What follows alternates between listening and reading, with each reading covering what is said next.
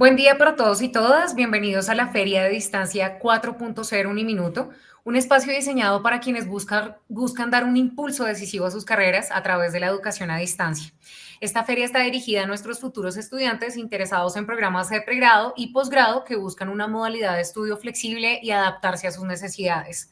A lo largo de esta feria podrán disfrutar de diversas charlas inspiradoras que explorarán nuestra oferta académica desde una perspectiva integral y descubrirán cómo la modalidad a distancia puede convertirse en la herramienta ideal para avanzar en sus metas profesionales. Hoy nos acompaña John Camilo Cifuentes Taborda, decano de la Facultad de Ingeniería en nuestra casa de estudios. Con un profundo compromiso por la sostenibilidad y la innovación, el doctor Cifuentes es un referente en el ámbito académico y empresarial. Es ingeniero industrial, magíster en ingeniería y en gestión de la cadena de suministros. Ha sido ponente y profesor invitado en países como Argentina, Perú, Brasil, Italia, España, Alemania, Estados Unidos, Cuba, El Salvador y Costa Rica. Cuenta con experiencia en innovación, docencia y consultoría en proyectos de mejoramiento de procesos e innovación abierta y colaborativa, y tiene experiencia en dirección de facultades orientadas al desarrollo de proyectos de cooperación nacional e internacional en temas relacionados con ingeniería aplicada a la sostenibilidad, como tecnologías emergentes, bioeconomía y ecotecnologías.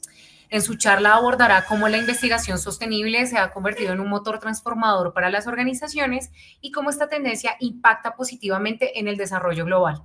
Bienvenido, doctor Cifuentes. Hola, muchas gracias. Un saludo para toda la audiencia y pues ojalá podamos compartir un par de ideas en el transcurso de la tarde a hablar de este tema que es tan apasionante y tan interesante. Claro que sí. Bienvenido y adelante. Muchas gracias por el espacio.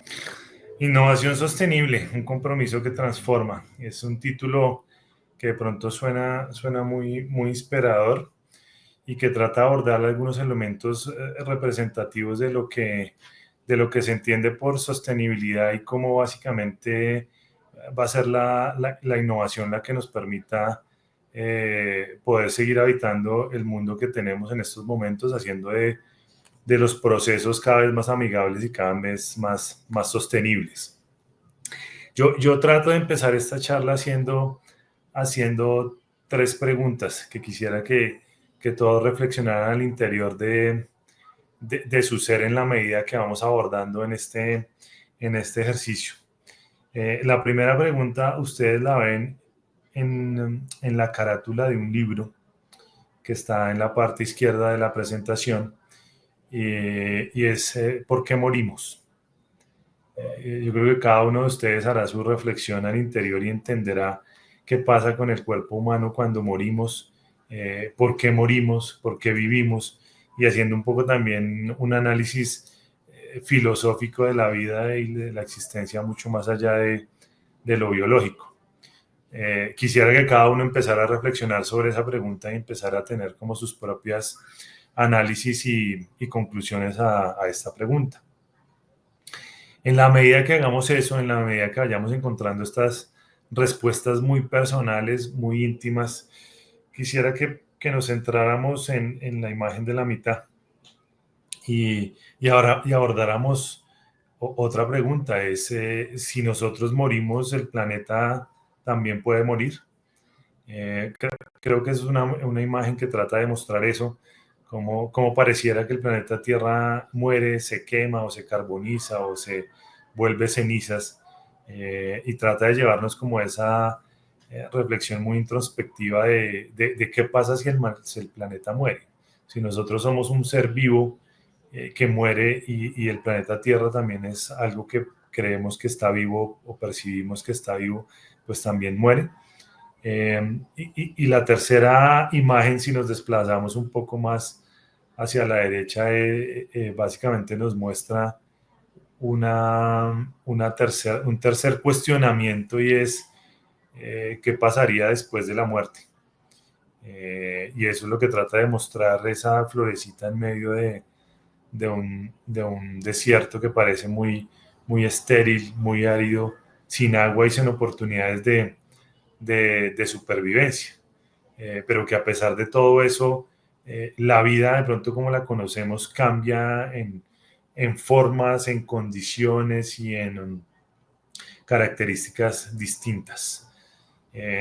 Quiero que hagamos la respuesta muy introspectiva a cada una de estas preguntas, porque tiene mucha relación con lo que vamos a hablar ahorita, tiene mucha relación con los temas de sostenibilidad y de innovación, y por qué es algo que en este momento es tan relevante casi que para la existencia del ser humano y del planeta mismo.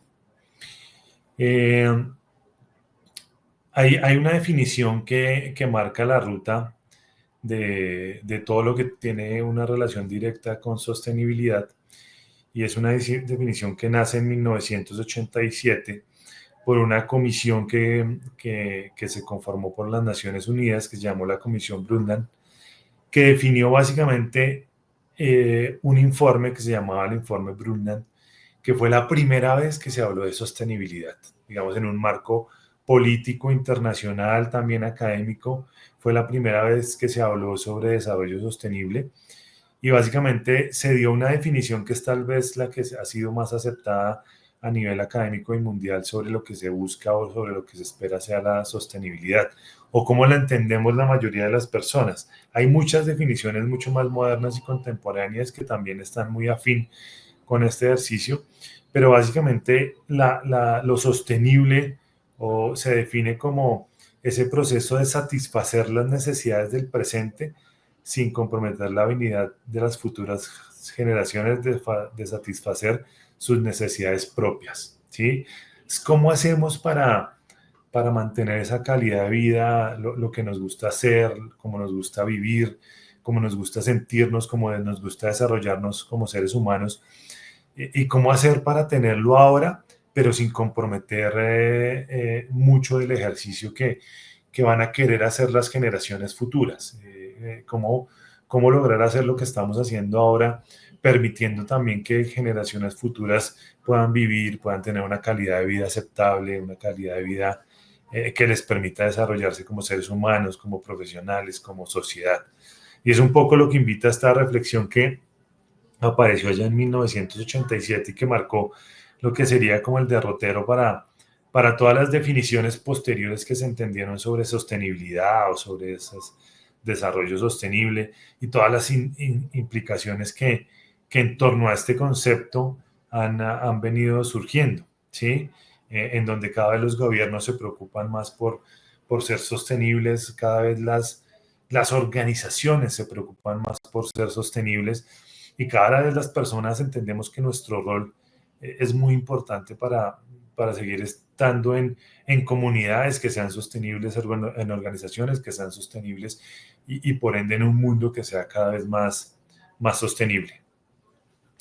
En este proceso de entender esta definición de sostenibilidad, pues quiero contarles que hay unas métricas muy interesantes de qué tan sostenibles somos, entendiendo un poco que cada uno, cada país, cada persona puede hacer una referenciación interna de lo que es o cómo entiende la sostenibilidad a partir de estas definiciones que ya hemos mostrado. Entonces, simplemente quisiera mostrarles este gráfico que se llama el Día de la Sobrecapacidad.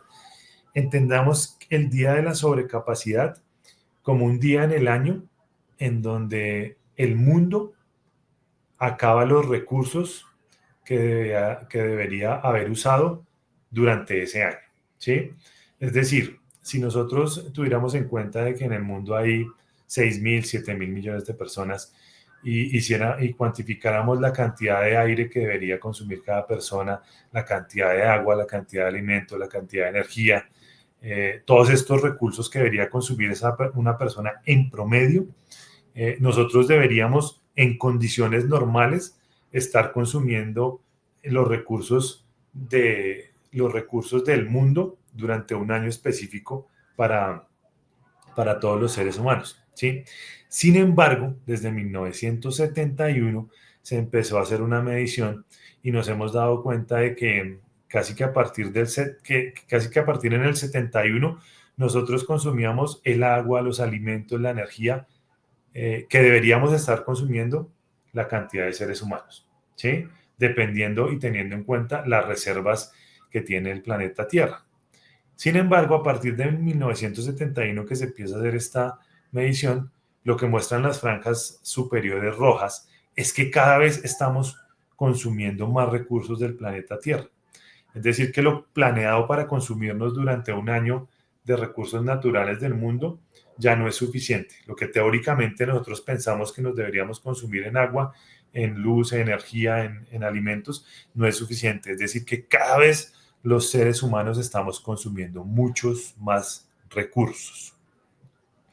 Y si hacemos este balance, miren que año a año esta barra roja crece. Año a año crece, crece, crece, crece.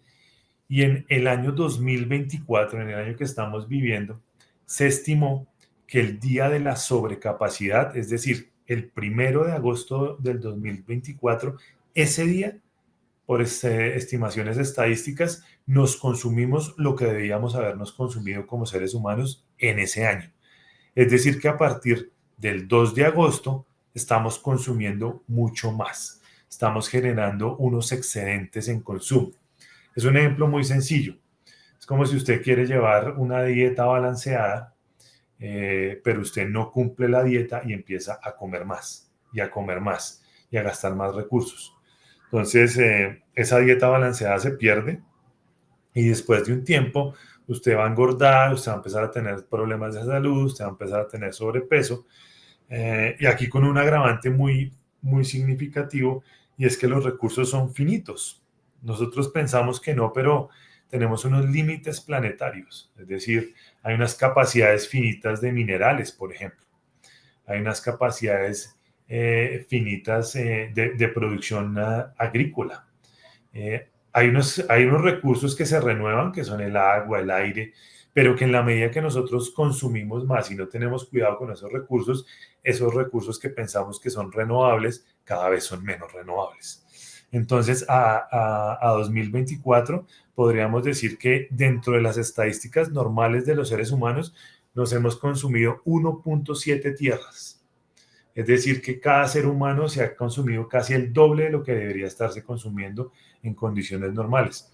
Y digamos que eso es entendible, porque, por ejemplo, cada vez estamos más hiperconectados, cada vez más dependemos de un computador, de un celular, de una tablet, y eso demanda energía, eso demanda recursos minerales, eso demanda una cantidad de elementos que son necesarios para que esa calidad de vida que en este momento tenemos se pueda desarrollar, ¿sí? Colombia, digamos que es un país que en términos generales no está tan mal, ¿sí? Los países más desarrollados que los podemos encontrar en la gráfica de la derecha, ¿sí? Son los que más temprano alcanzan su día de la sobrecapacidad, ¿sí? Entonces, digamos que aquí encontramos los Estados Unidos, los Emiratos Árabes, algunos países de Europa y Norteamérica, ¿sí? Colombia, su día de la sobrecapacidad lo acaba de pasar hace apenas un mes, es decir, que el 5 de octubre, teóricamente y estadísticamente, Colombia se consumió los recursos que debió haberse consumido para su país, ¿sí? Entonces, nosotros somos un país que está en vía de desarrollo, que está creciendo. Entonces, digamos que esa es también un problema que tienen los países desarrollados, que son los que más recursos consumen, los que más, digamos, implicaciones directas están teniendo en que nuestro mundo en un futuro pueda llegar a ser menos sostenible.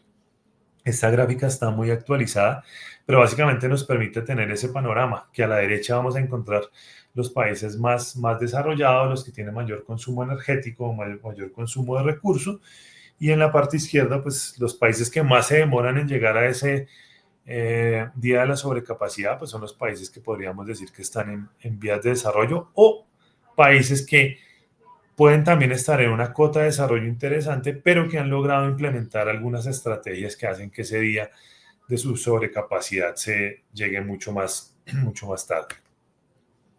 Ahora, ustedes pensarán, bueno, ¿y esto qué tiene que ver? ¿Esto qué tiene que ver y por qué nos interesa tanto conocer si estamos o no gastando nuestros recursos naturales y estamos haciendo que el planeta sea menos sostenible? Yo creo que para nadie es un secreto que el planeta está reaccionando, ¿sí? Obviamente respetando todas las posiciones políticas e ideológicas, porque pues, hay presidentes de potencias mundiales que piensan que el cambio climático es algo natural del planeta, ¿sí? En los cientos de millones de años que ha vivido el planeta Tierra, ha vivido varias catástrofes mundiales. Entiéndase, catástrofe mundial, pues digamos científicamente, como algo que pasa en el planeta que es capaz de eliminar más del 75% de la vida en el planeta, ¿sí? Entonces, digamos que han habido olas de calor que han matado la mayoría de las especies del mundo. Han habido inundaciones, el planeta Tierra llegó a estar cubierto casi en un 90% de agua, lo cual casi que obligó a que solo estuvieran o pudieran vivir algunas especies. El impacto de este meteorito que acabó con los dinosaurios también fue una catástrofe mundial que acabó casi con el 80% de la vida en la Tierra. Entonces, digamos que muchas personas defienden que el cambio climático es un efecto natural del planeta y que muy posiblemente lleguen procesos que hagan que esas apocalipsis que en algún momento el planeta pues se repitan en un par de miles o de cientos de miles de años, que es algo natural, ¿sí?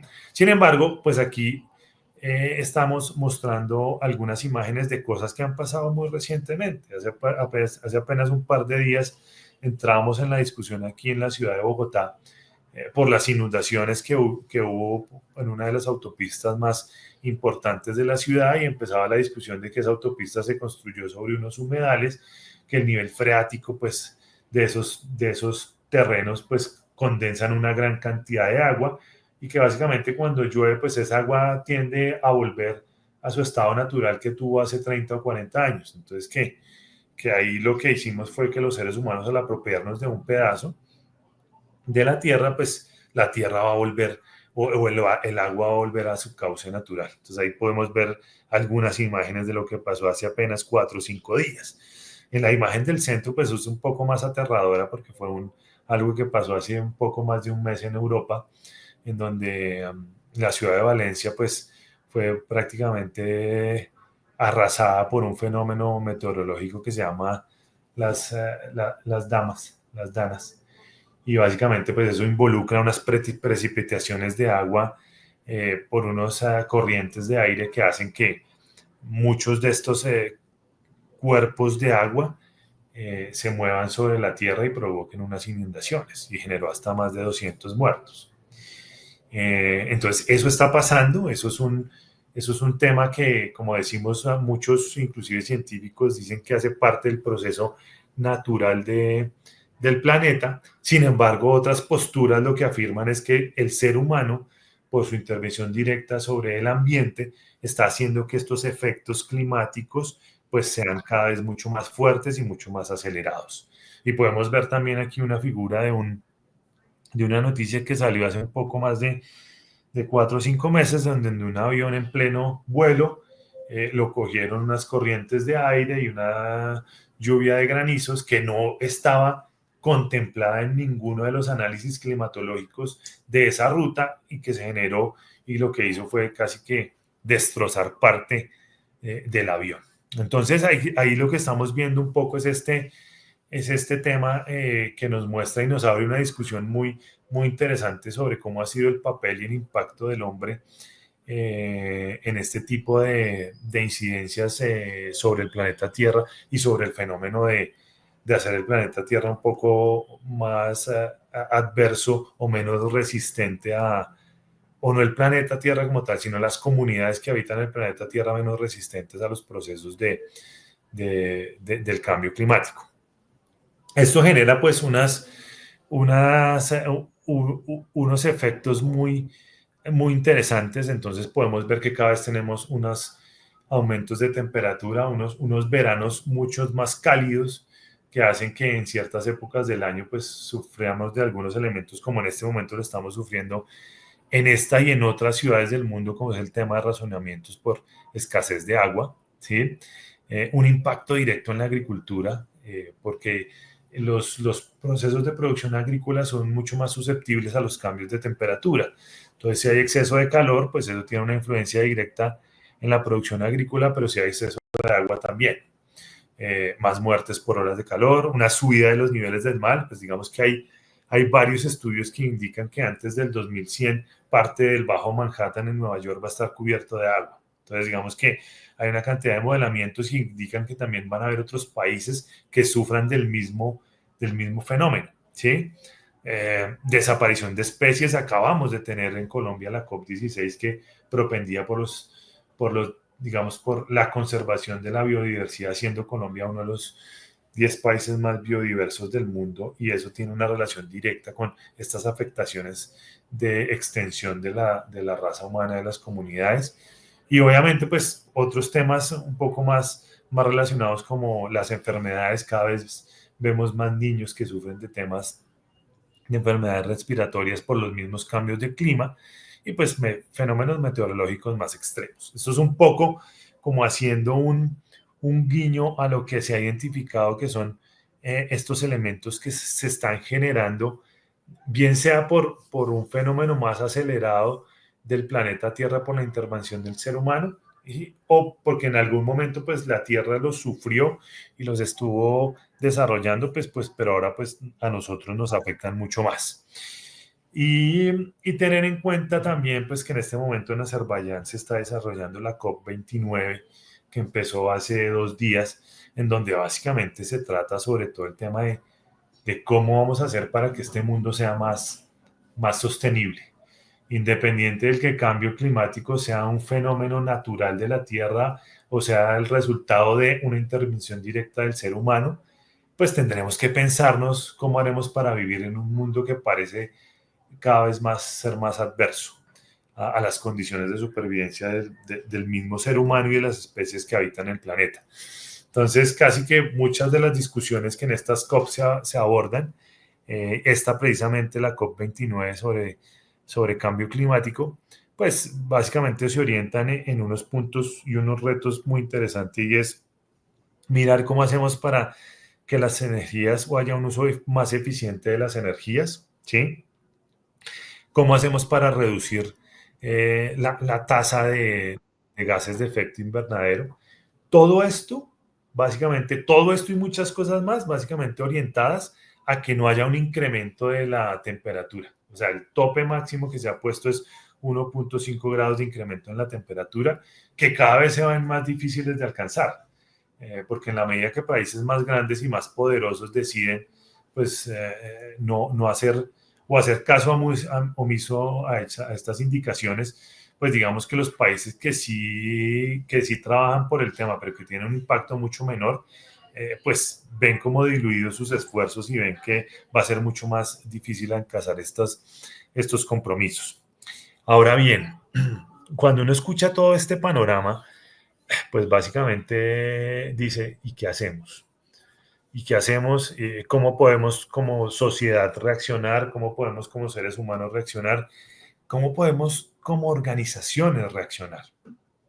¿Cómo podemos entender este proceso de sostenibilidad y cómo entra a jugar un papel importante el concepto de innovación? ¿Sí?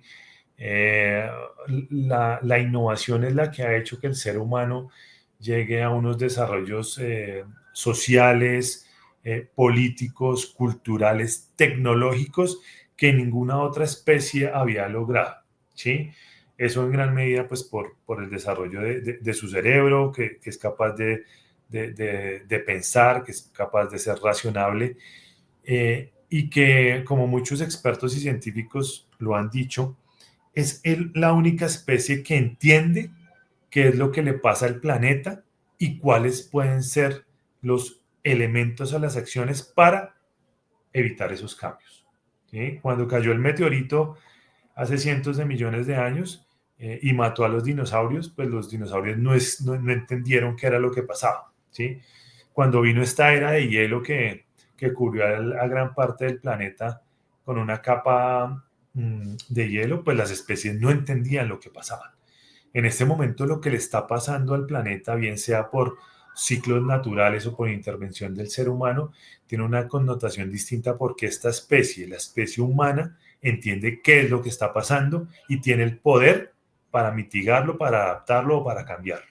Entonces, ahí es donde entra un poco esta relación tan interesante de lo que es la innovación sostenible y cómo se convierte en una apuesta muy ambiciosa desde el punto de vista de empezar a buscar las herramientas que permitan un proceso de innovación sostenible.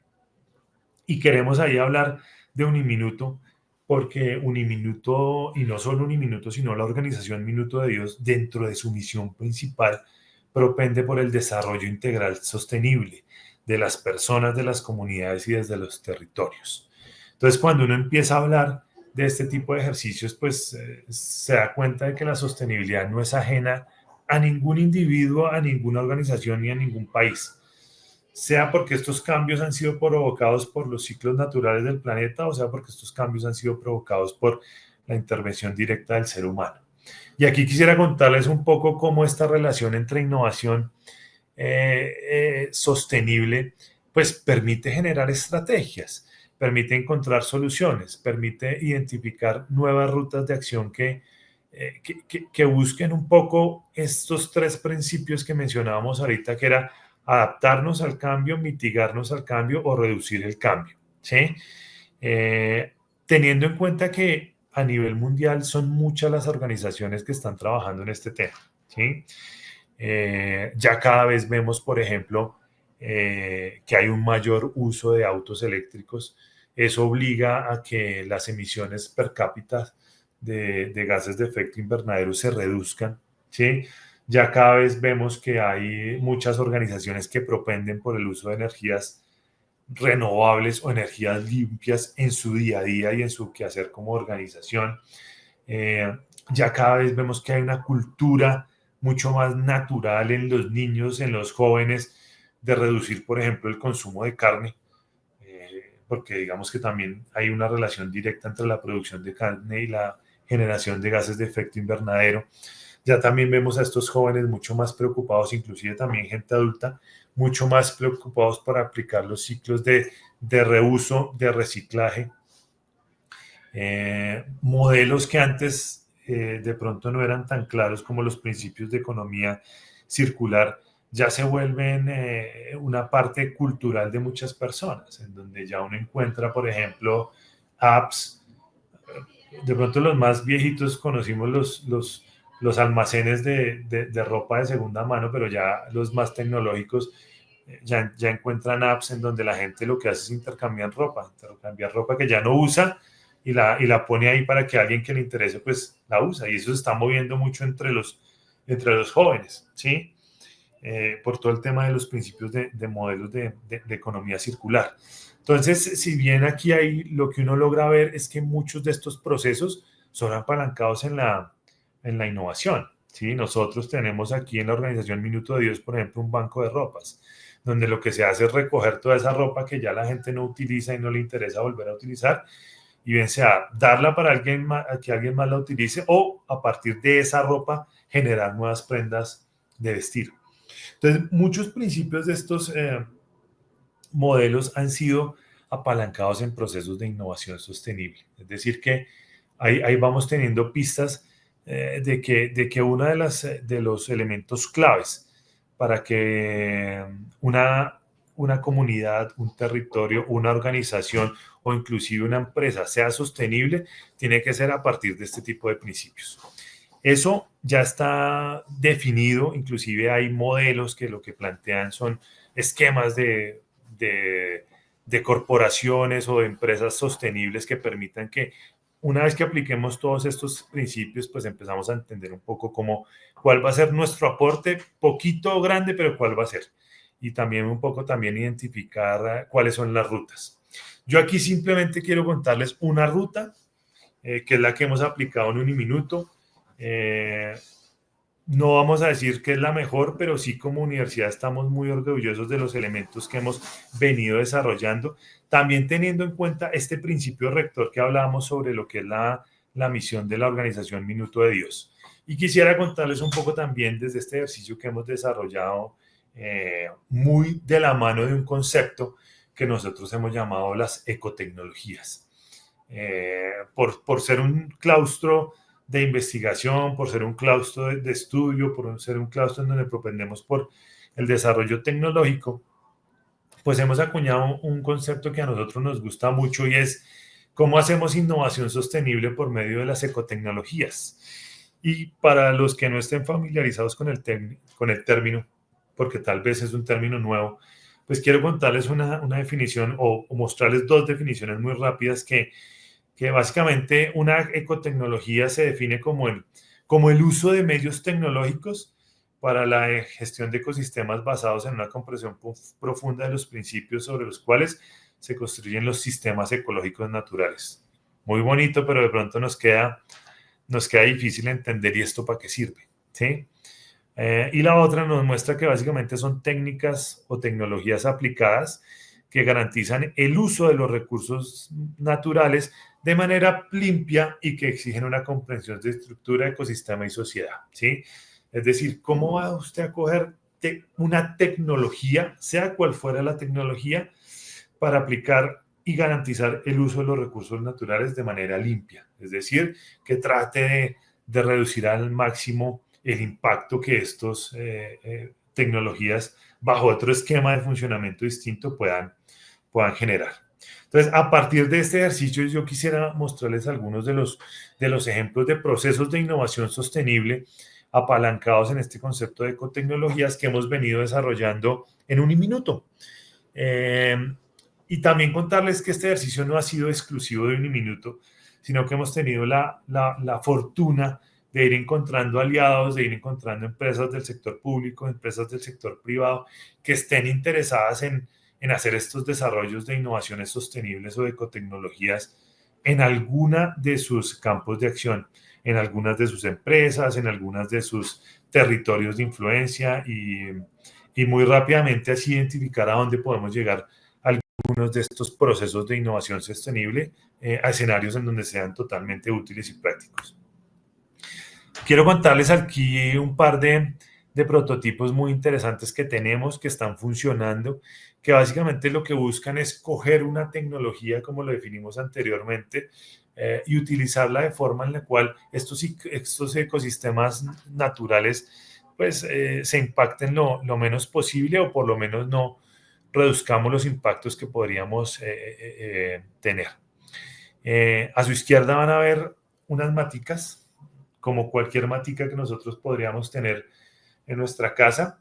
Y esto es básicamente unos sistemas de generación de energía de forma biológica, en los cuales estas maticas se siembran o se ubican dentro de unas materitas que están diseñadas con un sistema que permite que en la medida que el proceso biológico de la mata va surgiendo, ellas van generando energía. Este prototipo que ustedes ven ahí lo llevamos el año pasado a la Feria del Libro. Es uno de los tantos prototipos, tenemos otros con otros diseños distintos, pero simplemente lo quería mostrar pues porque el nombre es muy llamativo, plantas generadoras de energía.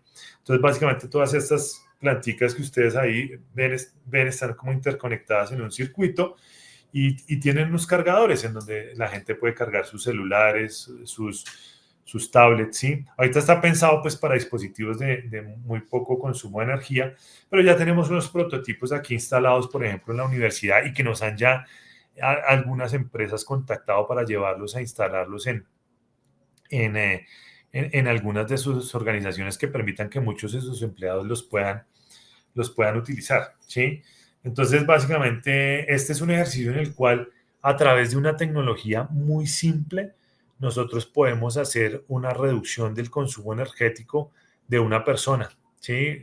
Si nosotros hiciéramos cuentas de cuánta energía gastamos todas las noches al conectar nuestro celular, y si pudiéramos llevar un dispositivo de estos en los cuales yo solo necesito echarle agüita a estas matas y ellas mismas generan su energía, pues le estaríamos dejando de consumir energía al sistema eléctrico colombiano y pues nuestro impacto sería mucho, mucho menor.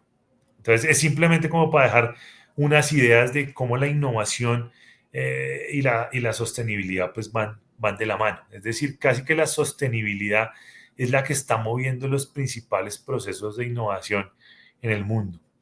El que ven a la derecha es un purificador también del cual tenemos una patente y básicamente utiliza rayos ultravioleta para, para hacer que el agua que salga pues sea apta para el consumo humano, ¿sí?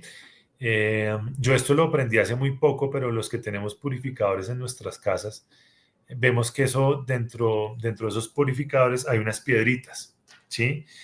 Resulta que muchas de esas piedritas han sido tratadas previamente, muchas de ellas sometidas a un proceso de carbonización y luego a un proceso de activación, que lo que hacen que cuando el agua pase por ahí y se filtre por esas piedritas, ellas absorban o retengan muchos de los componentes que pueden hacer nociva el agua y lo que hacen es purificarla o limpiarla, ¿cierto?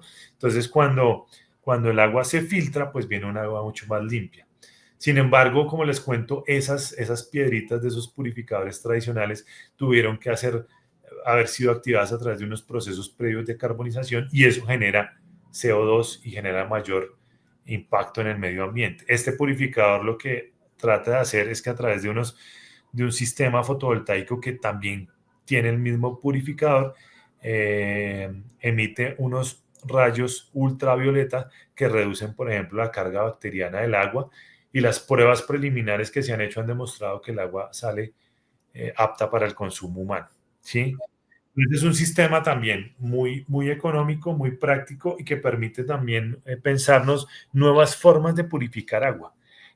Si nosotros miramos las formas tradicionales, toda el agua que llega a nuestras casas pues ha venido tratada a través de procesos químicos en donde se aplican varios floculantes para captar las partículas más gruesas, luego se aplican varias sustancias químicas que permitan que el agua reduzca su carga bacteriana y que lleguen a unas condiciones, digamos, no óptimas, pero sí de potabilización interesantes y que nos permita ser consumidas, ¿sí?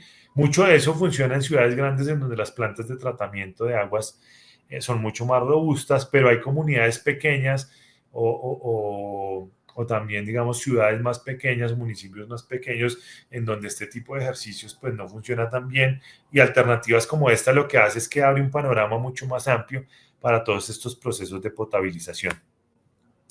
Aquí podría mostrarles otro ejemplo. Eh, podría mostrarles otro ejemplo. Y este es un ejemplo pues, que ya ustedes pueden encontrar en muchos sistemas, el que ven a su izquierda, que es un diseño de un prototipo de microredes o unos sistemas de generación fotovoltaica que por lo general se utilizan en zonas no interconectadas o en zonas en donde la red eléctrica del país no llega. Este ejemplo que les estoy mostrando aquí es muy bonito porque fue un ejemplo que trabajamos con una población de reinsertados en Icononso, Tolima, en donde le dimos la oportunidad a una escuelita que tenía problemas de conexión a la red eléctrica, de que tuviera su sistema de generación de energía fotovoltaica y pudiera apalancar algunos, no todos, pero algunos de sus procesos diarios con los estudiantes cuando no tenían la luz suficiente para hacer sus clases, pues a través de unos prototipos muy pequeños. Este trabajo lo hicimos también con estudiantes y lo que buscábamos era hacer que estos ejercicios que por lo general no son costosos, sí pudieran llegar a poblaciones que de pronto fueran muy vulnerables y pudieran utilizarlo y pudiera ser una universidad a las que se los hiciera y no algunas de las empresas, digamos, comerciales que se dedican a esto. Y en el lado derecho van a ver un sistema que generamos que se llama un sistema de generación de energía piezoeléctrico. Y básicamente imaginémonos que son unas moneditas que generan energía eléctrica a través de compresión mecánica. Es decir, que ustedes esa placa gris que ven ahí o esa placa negra que ven en el piso está llena de moneditas, son como unas especies de tabletas piezoeléctricas que por dentro tienen estas moneditas y en la medida que usted comprime mecánicamente, es decir, usted separa o pasa sobre un peso significativo, por ejemplo, como el de un carro, pues ella empieza a almacenar y a generar energía. Las aplicaciones de esto son infinitas. Imagínense andenes piezoeléctricos en toda la ciudad y en la medida en que los bogotanos caminamos por toda la ciudad, pues vamos generando energía eléctrica solo con el peso de nuestros cuerpos. Esto es innovación sostenible. Esto básicamente lo que muestra es que muchas de estas tecnologías propenden por alternativas que permitan generar un menor impacto en el planeta y maximicen todos estos procesos de eficiencia energética. Aquí tenemos unos prototipos que se han construido con financiación, pero que también han sido llamados a ser del interés de algunos empresarios en donde ven un potencial para utilizarlos y para darles de pronto otro uso que nosotros no tengamos en el radar. Quiero contarles también algunas de las tecnologías que hemos venido trabajando. Todo el tema de biofertilizantes, todo el tema de bioinsumos, se trabaja muy de la mano con una de nuestras organizaciones hermanas que es Fundase. Ellos tienen su planta de biotecnología para producción de bioinsumos y biofertilizantes, pero también nosotros desarrollamos como modelos de investigación unos prototipos de bioinoculantes que permitan la recuperación de la tierra, ¿sí? Específicamente en este momento estamos trabajando en uno de los proyectos de investigación más grandes que tiene la universidad, que es un proyecto financiado por MinCiencias, en donde buscamos la producción de estos bioinoculantes para aplicarlos a 3 tipos de cultivos, que son cacao, cebolla y aguacate. Digamos que un biofertilizante lo que busca es que cuando usted lo aplica sobre un cultivo, es un fertilizante limpio que no tiene trazas de ningún residuo nocivo para el cultivo, para la tierra. Entonces este biofertilizante pues es biológico, lo que busca es que se mantenga la producción del cultivo sin afectar la tierra, ¿sí? Estos bioinoculantes que ahorita estamos trabajando, que son distintos a los biofertilizantes, lo que buscan es ayudar a la recuperación de terrenos que han sido maltratados por el exceso de uso de fertilizantes químicos. Entonces, digamos que ahí vamos muy de la mano. Es un proyecto que estamos desarrollando con otras universidades del país y que también nos ha permitido pues llegar a esas comunidades también a decirles, mire, aquí hay tecnología que lo que permite es que usted pueda recuperar su suelo, pueda aplicar biofertilizantes y reduzca la carga química de los productos que usted está produciendo en sus fincas o en sus parcelas. Al lado derecho vamos a encontrar un ejemplo también de una tecnología que estamos trabajando que se ha convertido, digamos, en los últimos 2 años en uno de nuestros productos más interesantes y son las biofábricas. Yo creo que su nombre lo explica todo, pero voy a tratar de dar un mayor alcance. Una biofábrica es un espacio físico, o sea, ustedes ven ahí en la foto, es un espacio físico que puede tener entre 30 y 40 metros cuadrados, que está organizado y dispuesto para que los agricultores de una sociedad o de una zona específica cojan todos los residuos que sobran de su producción agrícola y los traten mediante unas técnicas que nosotros les enseñamos y les hacemos transferencia tecnológica, y de ahí también saquen algo muy parecido a estos biofertilizantes o estos bioinsumos. Y eso lo puedan utilizar en sus mismos cultivos, o si tienen excedentes, pues los puedan vender. Si ustedes se ponen a analizar, pues aquí hay varios temas implicados. El primero es entender que estos procesos de innovación sostenible pueden ser transferibles a comunidades y pueden ser una alternativa para estas comunidades para generación de ingresos, ¿sí? De hecho, este proyecto se ha convertido en nuestro proyecto estrella porque llevamos nuestro segundo año de financiación internacional haciendo biofábricas en todo el país, en Huila, en Meta, en Cauca, y presentando muchos de estos proyectos a nivel nacional que permitan también dar como una mirada un poco más concreta de esto, cómo se come, qué es la innovación sostenible, cómo hacemos nosotros como campesino, como pequeña y mediana industria para realmente hacer procesos de innovación sostenible sin tener que invertir grandes sumas de dinero. Esto fue financiado por un financiador internacional y se le entregó a las familias, a las comunidades, y se les hizo todo el proceso de capacitación y transferencia para que en un momento que Uniminuto ya no acompañara el proceso, ellos siguieran solitos trabajando. Este es un desarrollo que está todavía en una fase muy preliminar, pero es una celda solar impresa en concreto. Básicamente, el prototipo que tenemos es un prototipo que queremos. Imagínense que podamos implementarlo en una pared y esa pared tenga pues unas celdas solares a través de unos elementos que hemos llamado fotocatalíticos, y que esa pared ahí solita genere energía.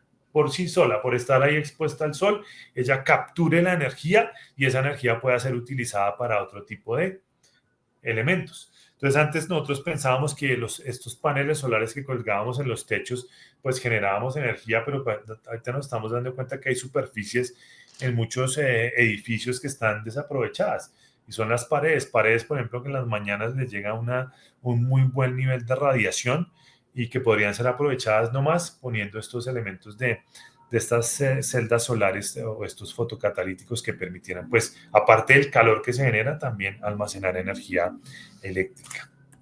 Y contarles también ya un proyecto en el que trabajamos hace un par de años con financiación de, en su momento, Colciencias, y fue la construcción de un vehículo eléctrico funcional.